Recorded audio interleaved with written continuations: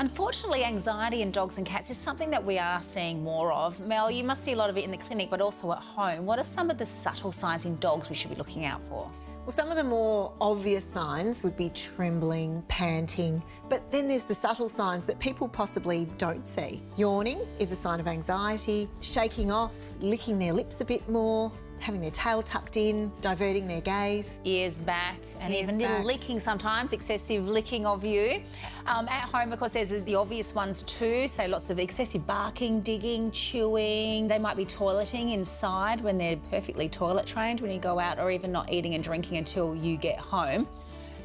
As a cat owner, what about cats? They're a bit harder to read, aren't they? They don't like to give away much, but little things can upset them. Even if they're an indoor cat, people don't realise they might have seen a new cat that's living next door pop its head over the fence. Right. They could be weeing and pooing outside of their kitty litter tray. They could be increasing their destructive behaviour, perhaps on your couch and so forth, scratching it. Yes.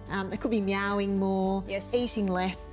But they could also be succumbing to medical problems because of a reduction in their immunity. So I'll often see increased cases of conjunctivitis or ocular issues associated with that, or in male cats, potentially lethal blocked bladder.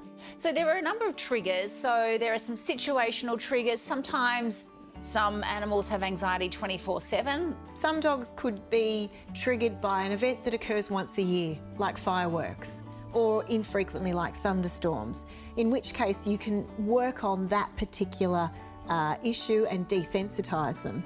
But if it's something that is present all the time, then it can be a little bit trickier and it can affect their quality of life. And we need to remember as well, a lot of the times when dogs and even cats are acting out, it's coming from a place of fear, so it's important that we don't punish them. Fortunately, there are some things that we can do to help our dogs and cats feel a bit calmer. Let's just start with environments not changing a lot. They love routine and they like for you to feel assured as well. And then obviously there's things as well that we want to make sure they're getting plenty of exercise, plenty of enrichment as well is really important, and minimising some of those stresses. Always get the help of a specialist to help you with any behaviour modification training, and of course medication might play a role as well. When there's just a couple of different triggers, or maybe one isolated trigger, then you can easily work with an animal behaviourist or a vet to desensitise the animal or learn how to avoid that trigger. If they have actual anxiety disorder where they're being triggered all the time and it's affecting their quality of life, then medication may be required, and don't be afraid of that.